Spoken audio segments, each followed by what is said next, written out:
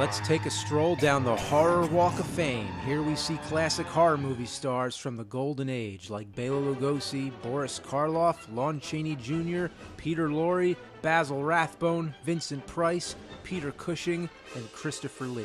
All great actors, all distinct personalities. The characters they've played have killed and have been killed, so all have had their share of giving horror and receiving horror.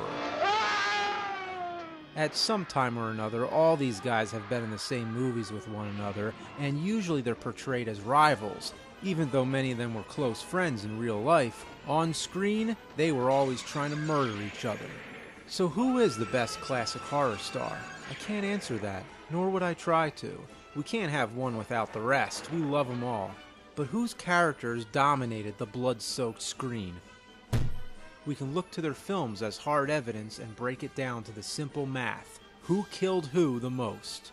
For the next 7 days, Cinemassacre will be pitting all the champions of fright in a big monster battle for the throne of horror film supremacy. Sit back and watch all your favorite horror stars clash together when Cinemassacre presents the Titans of Terror Tournament.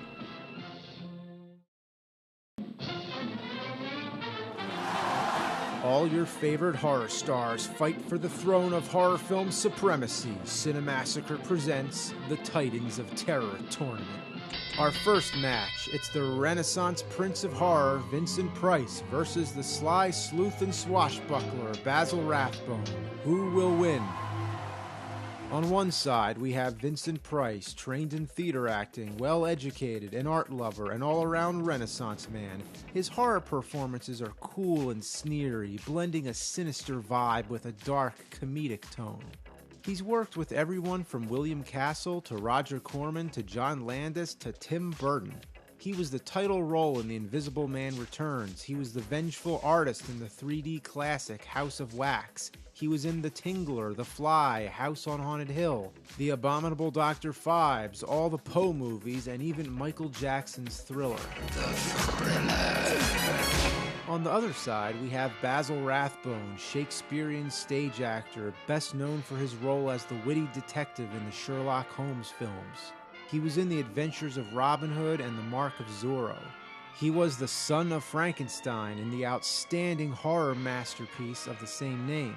Not as many horror credits, but still a force to be reckoned with. Let the battle begin. Round 1. We start out in the Middle Ages with the 1939 Universal film Tower of London. It's a tale of kings, wars, and ruthless men who in their search for power leave dark stains upon the pages of history. We first see Basil Rathbone training for combat. There's Vincent Price watching from the side in their very first screen interaction. Ooh. Oh, Richard, you swine, I think you meant that for me. Sorry, I missed. Sorry, he missed all right. I'm sure Basil wouldn't have minded taking Vincent's head off right there. Basil, who's playing the Duke of Gloucester, wants to become the King of England by murdering all who stand in the way. Well, Vincent Price, the Duke of Clarence, happens to be his brother and a more immediate heir to the throne, and that puts him on Basil's death list. It's brother versus brother. Can he take him down, or is Vincent's reflexes too fast? Let's find out. I will kill you, but honestly and fairly. I challenge you to combat with any weapon you choose. No. Sword, dagger, mace, lance. Looks like they're being more upfront about it now. I guess we might have a fair fight here, folks. Oh, my brother. I shall win. The method of combat is in Vincent's choosing. What's it gonna be? A sword fight? A gun duel? Oh no, it's a drinking contest. Who would have thought the outcome would be decided not on the battlefield or in a dungeon, but instead a wine cellar? Vincent is looking confident, but I don't know. Perhaps the alcohol will catch up with him soon. Basil, he's playing it straight. His face is solid as a rock. But oh, I can tell, he's not feeling too good. Can he hold in there? Oh no, it's not looking good for Basil. I think he's gonna collapse. There he goes. Looks like he didn't make it. Seems like we have a winner. Vincent Price, drunk as a skunk but still conscious, laughing like a madman. Wait a minute, Basil, he's back. Vincent isn't too happy about it. Vincent is down. Can he get up? Nope, he's down for good. Basil's the last man standing. Now's his moment to strike. This could be it, folks. If Vincent doesn't wake up again, he's a goner. Ooh, here comes Boris Karloff. Now he's in deep shit. It's all over. They're dropping him into a giant wine barrel. The lid is closed, and so is the battle. Winner of the first round, Basil Rathbone. Round 2. Vincent has a chance to redeem himself in the 1962 film Tales of Terror from director Roger Corman. It's 3 different stories based on the works of Edgar Allan Poe. In the third story, The Case of Dr. Valdemar, Vincent is dying from an incurable disease. Basil plays a hypnotist who wants to take advantage of him by conducting some weird kind of experiment. Well, Vincent is a dead man right from the get-go, but his soul is in a state of limbo. Speaking in a ghostly murmur, he begs Basil for release, but he refuses. Let him die! No! Wow, Vincent really isn't doing too well. First he's drowned in alcohol, now Basil's got his soul trapped in some sort of metaphysical cage. He really needs to pick up the pace. If he loses this round, he's done for. Next, Basil starts making the moves on Vincent's wife. He goes as far to boss her around and even attacks her. Oh, hold on now, Vincent's rising. Looks like he's gonna act out his revenge from his zombified state. Basil's in serious trouble now. No! Vincent's coming at him, a goo-dripping corpse. He's got him. Basil's paid the price for fucking with Vincent Price. Winner of round 2, even in death, Vincent Price. A great comeback. Round 3. This is it, the tiebreaker film, the comedy of terrors. Vincent plays an undertaker who murders his own corpses. When his assistant, played by Peter Lorre, creeps into the home of landlord Basil, he faints and seemingly dies almost instantly. Not much of a duel. Looks like Vincent's ready to bury Basil before he even had a chance. But wait, Basil's still alive. He tries to get away, but Vincent drags him back down. He's gonna hit him with a mallet. But oh wait, Basil collapses again. Well, he's dead now. Is he now? Nope. He's back again. Vincent tries to keep him in his coffin, but he just won't stay. Bit me! The son of a bit me! Get me out of This is a man who refuses to stay dead or alive. Vincent bops him over the head with the mallet. Looks like he might be down for good this time. Oh no. Later in the film, he rises from his coffin and leaves the cemetery. Seems like he's gonna get his ghastly revenge now. He chases Peter Lorre with an axe, almost killing him, but Vincent interjects and shoots Basil. Ooh, multiple times. Basil goes into a final death speech and drops to the floor. He gets up again, and finally, he stays down. It was a long haul for Vincent, but it looks like he's done it. The winner, Vincent Price.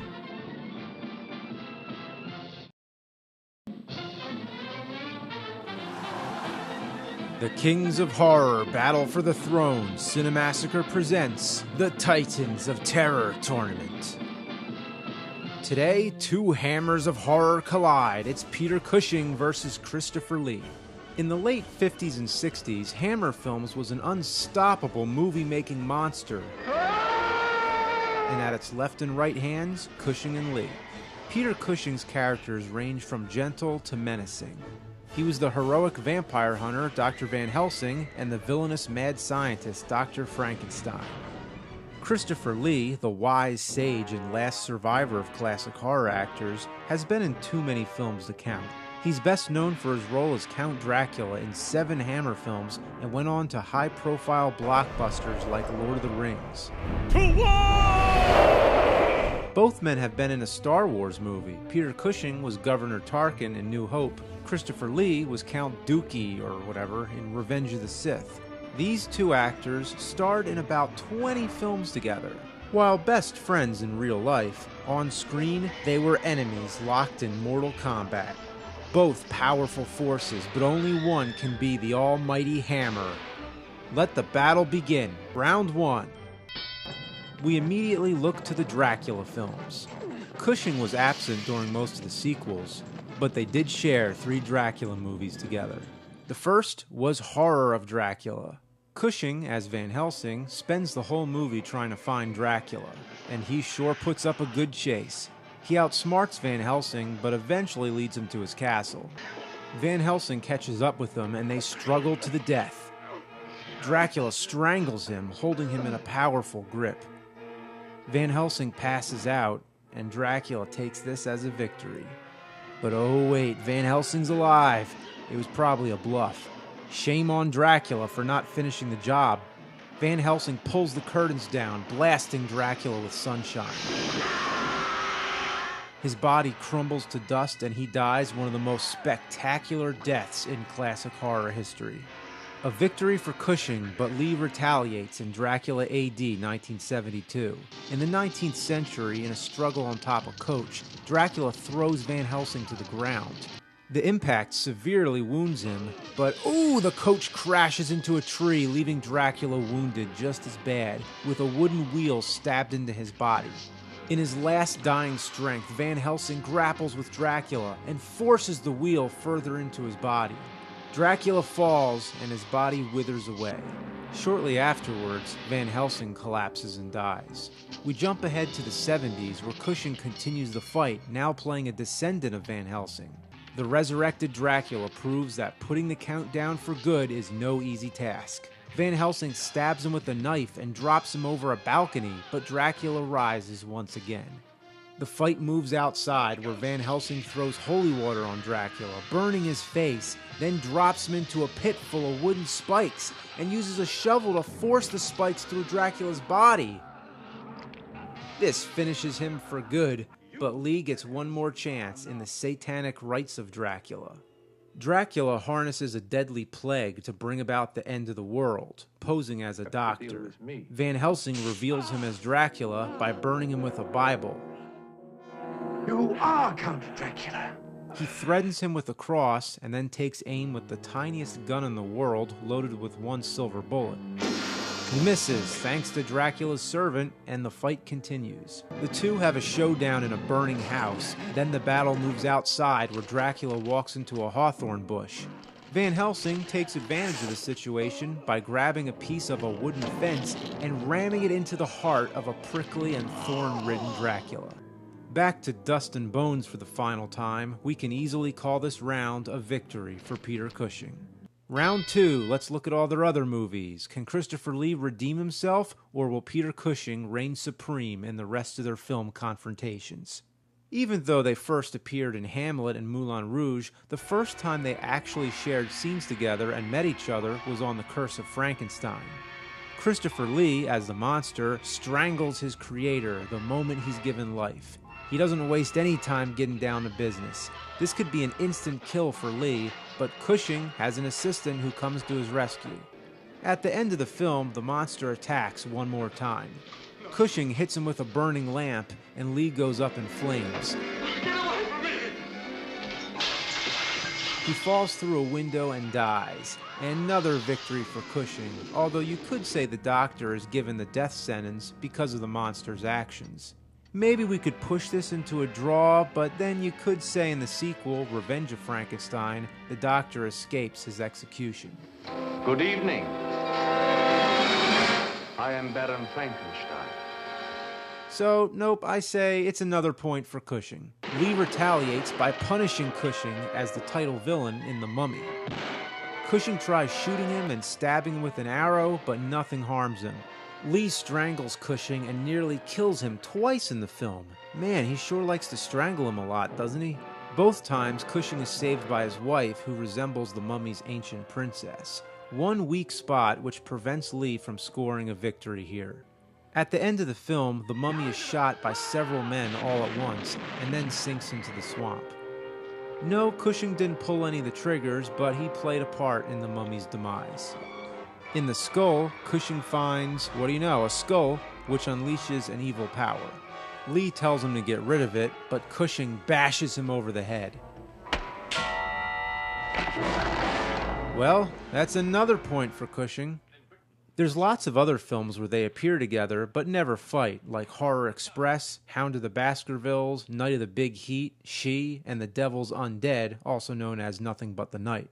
Certain movies, they don't even share the same scenes, like Arabian Adventure, Scream and Scream Again, and The House That Dripped Blood. In The Gorgon, they never fight, but they're definitely not friendly either. Cushing is killed when he looks into the eyes of the Gorgon. We could give Christopher Lee half a point here because he survives the film and Cushing does not. I'm just trying to help him out. In House of the Long Shadows, Cushing is killed off-screen by hanging. We're led to assume that Lee is the killer, but in the end, all the dead people come back and it was just an act. So Christopher Lee almost gets a point here. The Creeping Flesh is one where the outcome is debatable.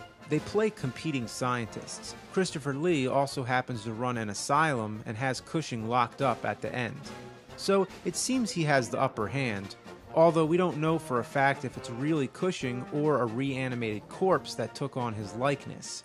It's weird and it's too fucking complicated to explain. This one gets a big question mark. In I, Monster, Christopher Lee plays a Jekyll and Hyde type character. In the final scene, he attacks Cushing, knocks over a lamp, setting the table on fire. Then Cushing smashes Lee through a window. Lee goes for his signature strangle, then Cushing pushes him into the fire. Lee staggers around burning and then tumbles down the stairs, dead. Well, Cushing wins again. I have to admit, I thought this would be a great match, but Christopher Lee is getting his ass kicked.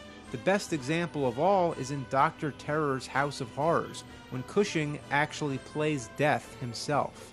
After getting off a train, Christopher Lee and company realize that the train crashed and that they're all dead. Then, Death reveals himself and leads the men away. Perfectly fitting that Cushing is Christopher Lee's very own Grim Reaper. The winner is obvious. Quite simply, Peter Cushing has made a whole career out of killing Christopher Lee.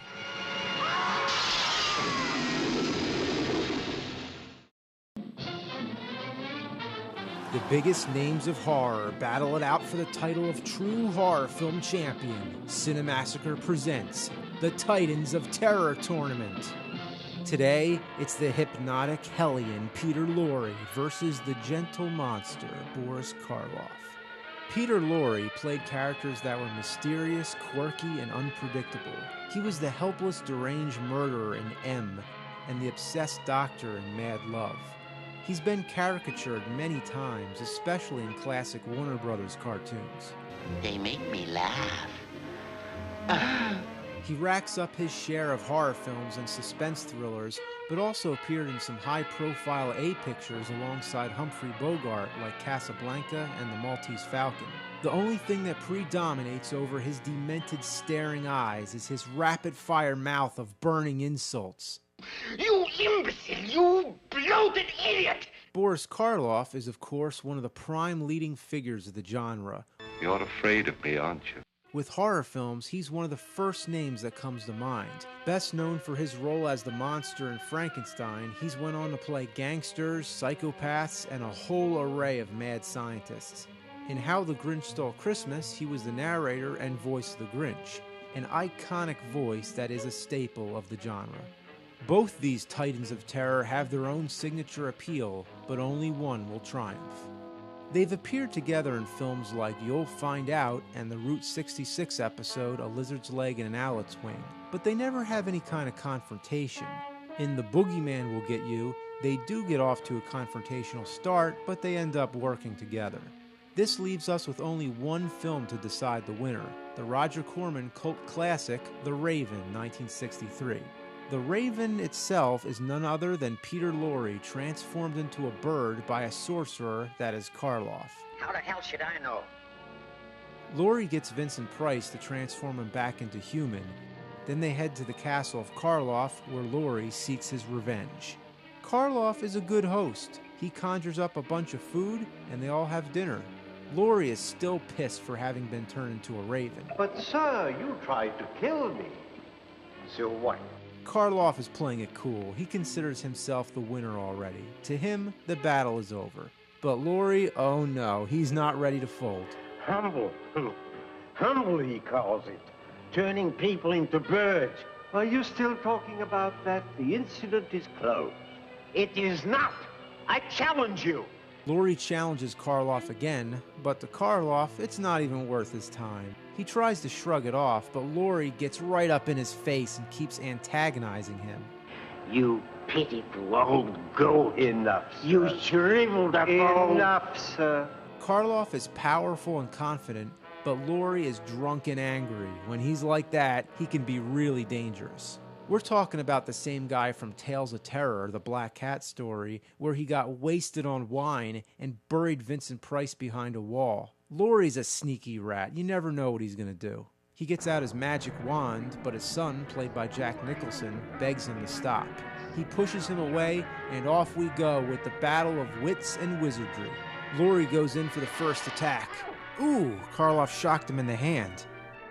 And Lorre still has the nerve to insult him. He goes for more attacks, but Karloff thwarts them all.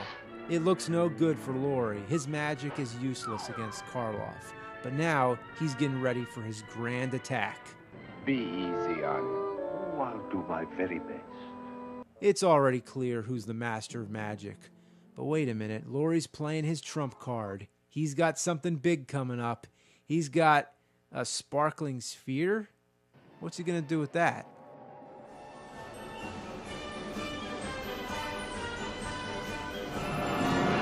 Boom! One bolt of lightning and Lorre is gone. Now he's a steaming puddle of goop.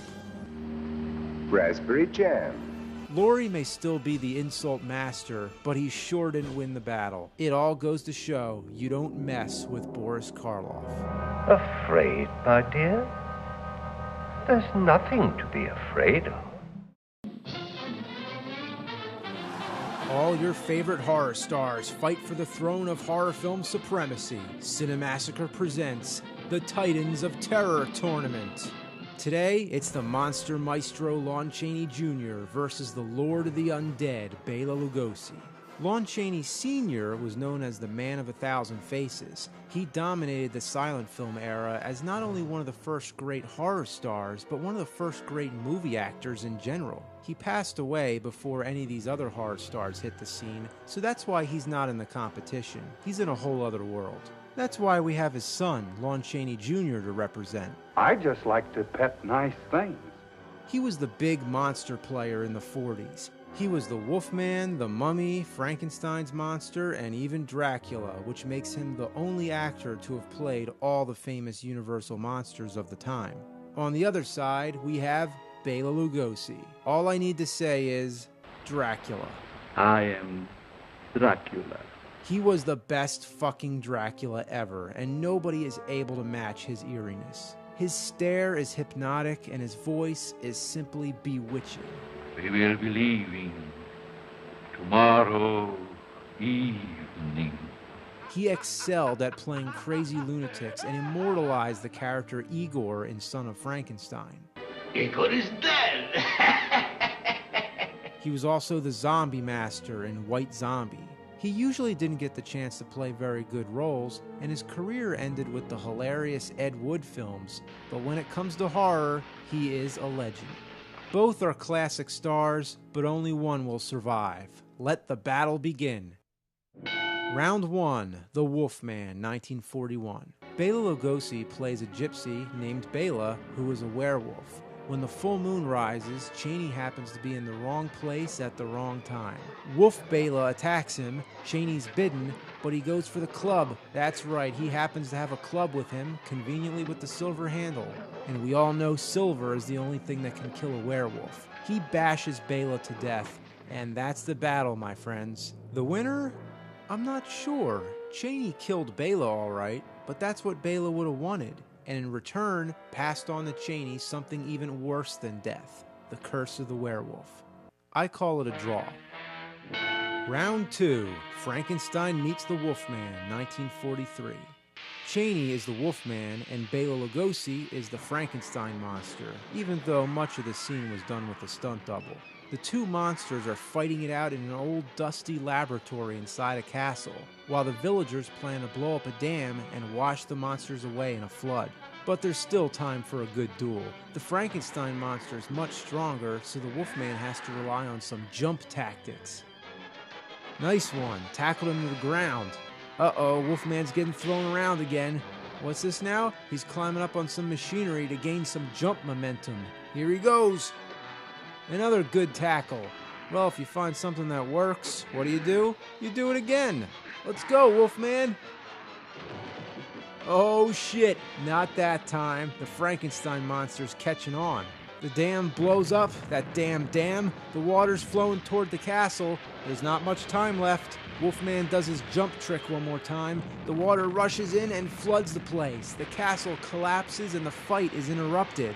There's no definitive winner. The battle's clearly not finished. If the place didn't get washed out, who would have won? There's no way to tell. I'd hate to say it, but it's another draw. Round 3, Abbott and Costello meet Frankenstein, 1948. Hopefully this can be a deciding match, with both actors in their most famous roles, Chaney as the Wolfman and Lugosi as Dracula. They start out playing death table with Costello. Poor guy. I think Dracula knows he's in for a real battle, so he runs. Wolfman chases after, leaving Costello spinning around. Moments later, they're crashing into another room. Dracula throws a potted plant, and he missed terribly. Shortly after, they're grappling with a chair.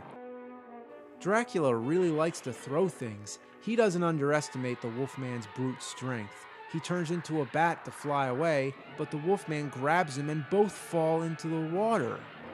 A pathetic way for a movie to kill off two iconic monsters. But once again, I can't call the winner. They both lost. It's another draw. Round 4, now we're desperate. In this round, let's look at the rest of the films they were in. The Black Sleep, 1956. It's actually Lugosi's last completed film before Plan 9 from Outer Space. They never fight, Chaney's character is killed off, and Lugosi, in a very minor role, makes it out alive. So if we go by the survival factor, Lugosi is the winner. Just in case that's not too satisfying, let's take a look at Ghost of Frankenstein, 1942. Lugosi plays Igor, and Chaney plays the Frankenstein monster. Igor plots to have his brain put into the skull of the monster. He succeeds. I am Igor. The monster's brain, I imagine they just flushed down the toilet or something. Technically, that means he's dead, and Igor has taken over his body. That's right, Lugosi took over Chaney. I, Igor, will live forever. This battle's been a stretch, but I say the winner is Bela Lugosi.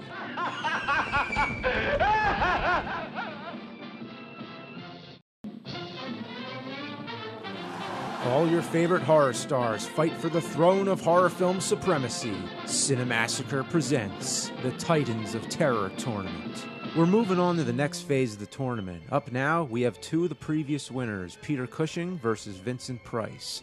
Both are worthy opponents, but only one will win. They've been in many films together, like Dr. Phibes Rises Again and Scream and Scream Again, but they don't share any of the same scenes. There's also House of the Long Shadows, but nothing happens between them there either. So the battle's going to take place in one movie, Madhouse, 1974. We'll call them by character names here because they play actors and it gets a little confusing. I'll explain the best I can. Vincent Price plays an actor named Paul, playing a movie character named Dr. Death. Peter Cushing, who's Herbert, wants the role for himself, so he murders people in a grand scheme to drive Paul insane, thinking that he's the one doing the killing, as if he's becoming Dr. Death for real. Paul ends up burning himself in a room with wax figures, a tribute to House of Wax, which is one of Vincent Price's best remembered films. Paul is declared dead, and Herbert gets the role of Dr. Death. Looks like he succeeded, and he even has the footage of Paul burning in the fire. He watches it alone, chuckling over his victory, when he notices Paul staring at the camera. He can't believe his eyes, and next thing, Paul is actually standing in the room. Herbert explains his whole evil scheme, which is what all villains do in the last minute. Dr. Death is mine. I created the part for myself, but the studio gave it to you. Then, the battle is on. Now let's call them by actor names again, because that's the name of the game. Cushing uses a sword, in which Price blocks with a candle holder. We have a fencing match here.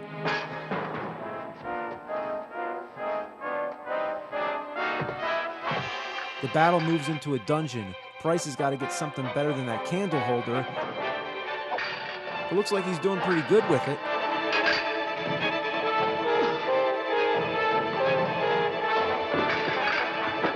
Uh-oh, Cushing's got him down, but Price pushes him off and hits him with the damn thing. The battle moves back up the stairs. Cushing disarms him. Looks like Cushing's got the upper hand. Oh, Price has got help. Cushing's stabbed in the back again and again, rolls off and falls to his death. It may not have been a fair fight, but the horror genre is all about backstabbing. The winner is the one who's not dead on the floor. You mess with Vincent Price, you pay the price. And this means he will move on to the final phase of the tournament and fight whoever wins the next battle.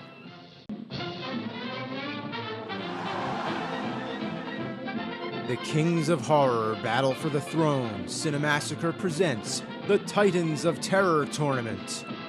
Today, it's the monster mash you've all been waiting for. Bela Lugosi versus Boris Karloff. Both these actors are part of the roots of horror history. In 1931, both Dracula and Frankenstein came out, launching the horror careers of both actors and the whole genre. In real life, they respected one another, but many people viewed them as being rivals, like in the film Ed Wood, in which Martin Landau plays Bela Lugosi. Karloff does not deserve to smell my shit! Whoever wins this battle moves on to the final battle. Let the duel begin. Round 1, The Black Cat, 1934. Karloff plays a satanic priest and architect who built his bizarre home on top the ruins of a fortress which he commanded during a war. Responsible for the deaths of thousands, he now sacrifices young women in his satanic rituals and displays their bodies in glass cases. Lugosi is a doctor who's been at a prison camp for 15 years where he's slowly gone insane. Now, he's back for revenge and also learns that Karloff killed both his wife and daughter. If that's not reason enough for a fight to the death, I don't know what is.